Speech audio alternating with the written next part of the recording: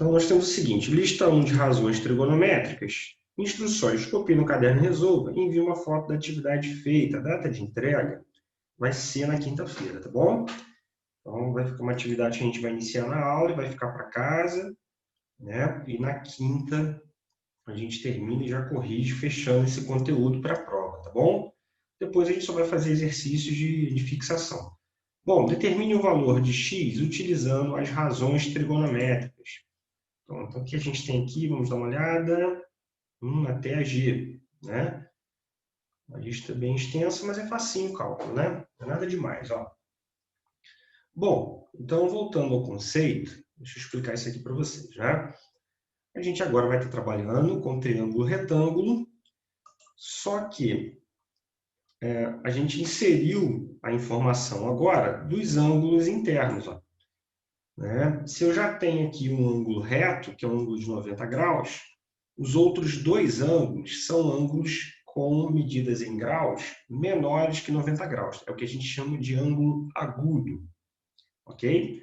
A princípio aqui a gente só vai calcular referente a um ângulo agudo, né? Poderíamos ter exercícios aqui mais complexos, utilizando os dois ângulos no mesmo triângulo, só que como é uma lista de entrada na matéria, né? Uma lista 1, a gente tem situações aqui um pouco mais simples e com a intenção, né, de fazer com que os alunos consigam perceber qual fórmula, qual razão trigonométrica vai ser utilizada em cada probleminha aqui, em cada triângulo, tá bom? Então, é uma lista 1, depois a gente vai ver a lista 2, que é um pouquinho mais difícil, e a gente vai caminhando no conteúdo, né? Bom, primeiro passo, o que a gente tem que fazer? É observar o nosso ângulo reto, né? E ele está aqui, ó, quadradinho com pontinho. O lado oposto a gente vai nomear e chamar de hipotenusa. A gente também pode dizer que é o A, tá bom? O segundo passo é observar onde está o ângulo agudo, né? Nesse caso aqui, ó, o ângulo agudo está representado por x. E o lado oposto ao ângulo agudo chamaremos então de cateto oposto. A gente pode aqui simplificar a escrita e chamar de CO, tá bom? Referente então a cateto oposto. Bom, o lado que forma o ângulo agudo e também o ângulo reto, a gente vai chamar então de cateto adjacente. De uma forma aqui mais reduzida, podemos então dizer que é o CA, tá? Cateto adjacente. Bom, próximo passo a gente vai analisar quais informações nós temos no probleminha. Fizemos as nomeações aqui, né? Nomeamos os lados, e agora a gente vai observar quais informações a gente tem no probleminha. Então, nós temos aqui a hipotenusa, que é o 15, nós temos o ângulo agudo representado por x e nós temos o cateto adjacente. Bom, então qual das três fórmulas, seno, cosseno ou tangente, que vai ter na fórmula, na sua razão, na continha de divisão, cateto adjacente e hipotenusa? Vamos dar uma olhadinha aqui? Se eu der uma passada no conteúdo anterior, que está no caderno de vocês, ó, tem que ter cateto adjacente e hipotenusa. Bom, cateto adjacente e hipotenusa, ó, observa aqui o cosseno. Deixa eu dar uma limpada aqui nesse desenho aqui para não atrapalhar a gente.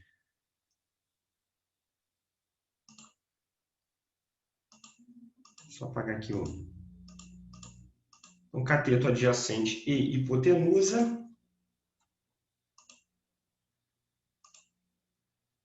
vai ser o cosseno, tá vendo? Ó, cateto adjacente e hipotenusa, ó.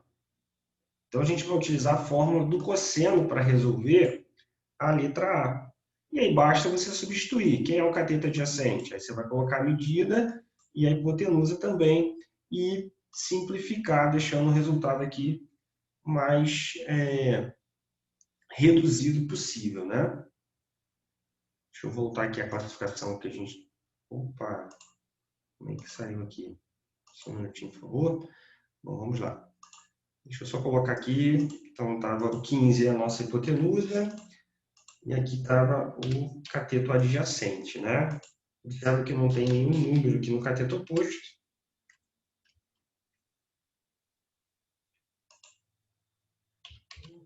A gente não vai nem utilizar esse conceito do cateto oposto aqui, né? Tá bom? Então, já vimos que nessa primeira questão aqui, utilizaremos o cosseno para resolver, tá? Então, você vai colocar cosseno de x igual a cateto adjacente dividido por hipotenusa. Observa os múltiplos, simplifica, tá bom? Vamos dar uma olhadinha na letra B. Letra B aparece aqui para a gente, ó, uma raiz. Né? Essa daqui eu estou pensando até fazer junto com vocês, hein? Vai ser legal, né? Vou fazer essa daqui junto.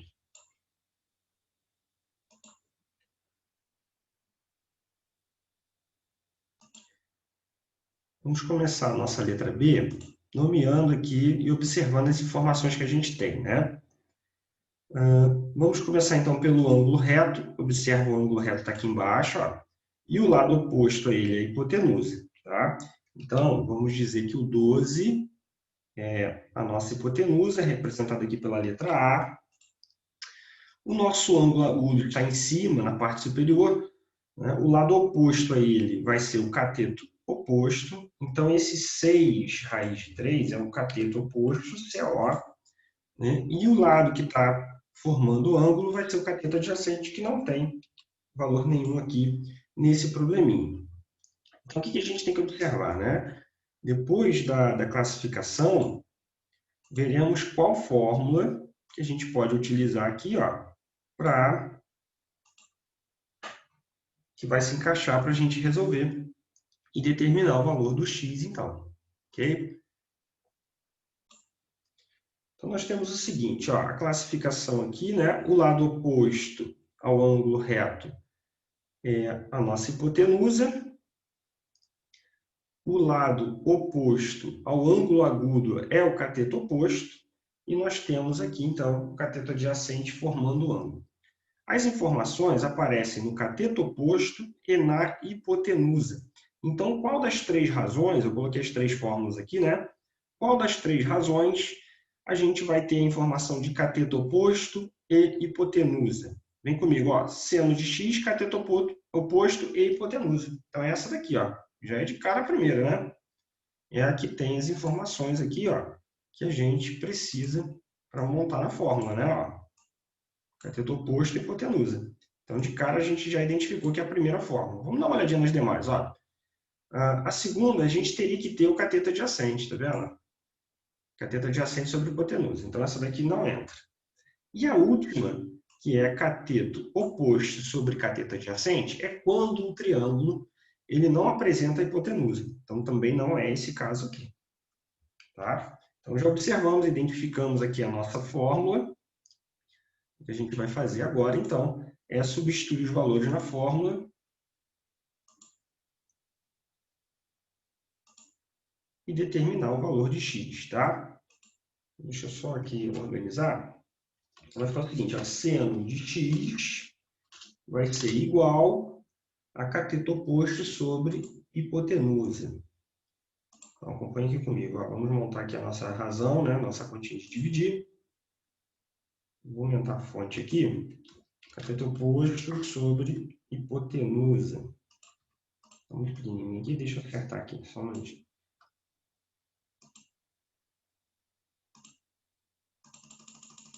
Aí, agora foi. Deixa eu melhorar aqui também. O autocorretor aqui, ele alterou ali, né? Então tá, agora foi. Então nós temos o seguinte, ó. Seno de x vai ser igual a cateto oposto sobre hipotenusa. Então vem comigo, vamos resolver esse cálculo aqui agora. Deixa eu só retirar aqui as marcações para não ficar sujando o nosso quadro. E aí teremos o seguinte, ó. Primeiro passo, a gente identifica a fórmula, depois a gente substitui os valores da fórmula. Né? O seno do x a gente vai continuar deixando aqui como x, sem problema. No cateto oposto, a gente viu que vai ser uma raiz. Ó. Então, vai ser 6 raiz de 3. né? No nosso cálculo aqui, a gente tem 6 vezes a raiz de 3, tá? Então, 6 vai aparecer fora da raiz, né? Multiplicando a raiz quadrada de 3, que é um valor aqui irracional, né? Vamos ver como é que a gente pode resolver isso. Teremos, então, na hipotenusa, o valor 12. Bom, como a gente pode resolver essa divisão de 6 raiz de 3 por 12, dividido por 12? Bom, a gente aprendeu lá no início do ano, nas operações com radicais, que na divisão de radical, a gente trabalha fora por fora, dentro por dentro. Igual na multiplicação, né? A gente multiplica fora por fora, dentro por dentro. Na divisão, a mesma coisa, fora por fora, dentro por dentro. E aí, o que acontece aqui? Ó?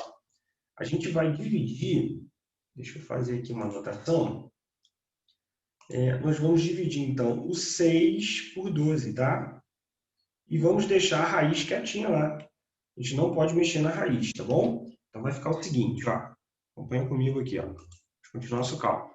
6 dividido por 12 vai dar um número racional, né?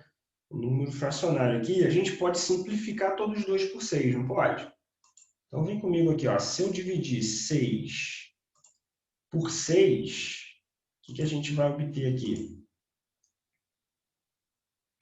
Um minutinho aqui. Ele saiu aqui o compartilhamento. Se eu dividir 6 por 6, teremos o seguinte, ó. 6 dividido por 6 vai dar 1. Tá? E 12 dividido por 6 vai dar 2. A raiz a gente não mexe, né? A gente só faz o cálculo quando tiver outra raiz embaixo.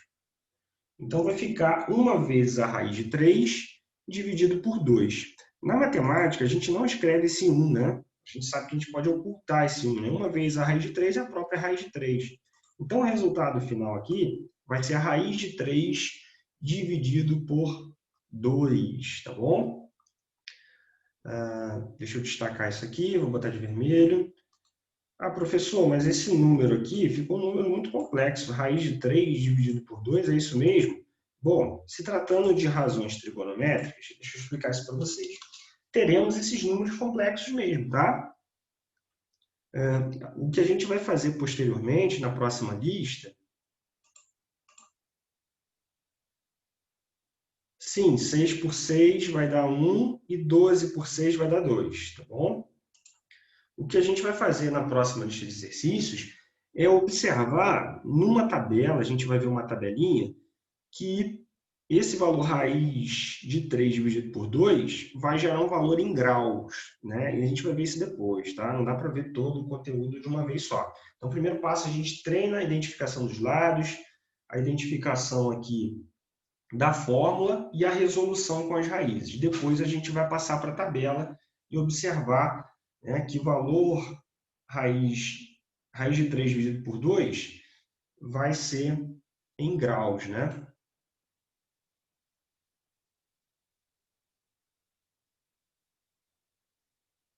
Sempre fora por fora, tá bom?